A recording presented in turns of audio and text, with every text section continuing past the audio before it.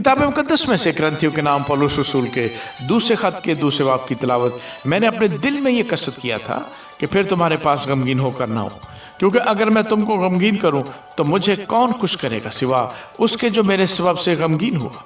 और मैंने तुमको वही बात लिखी थी ताकि ऐसा ना हो कि मुझे आकर जिनसे खुश होना चाहिए था मैं उनके सबब से गमगीन हूँ, क्योंकि मुझे तुम सब पर इस बात का भरोसा है कि जो मेरी खुशी है वही तुम सब की है। क्योंकि मैंने बड़ी मुसीबत और दिलगीरी की हालत में बहुत से आंसू बहा बहा कर तुमको लिखा था, लेकिन इस वास्ते नहीं कि तुमको गम हो, बल्कि इस वास्ते कि तुम उस बड़ी मोहब्बत को मालूम करो जो मुझे तुमसे है।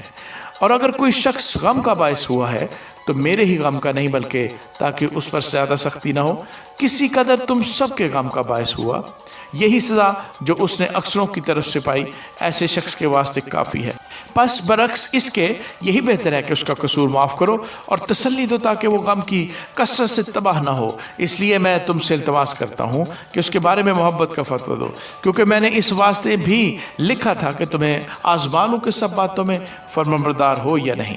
जैसे तुम कुछ माफ़ करते हो उसे मैं भी माफ़ करता हूँ, क्योंकि जो कुछ मैंने माफ़ किया अगर किया तो मसीह का कायम मकाम होकर तुम्हारी खातिर माफ़ किया, ताकि शैतान का हम पर दाव ना चले, क्योंकि हम उसके हीलों से नावाकिफ नहीं।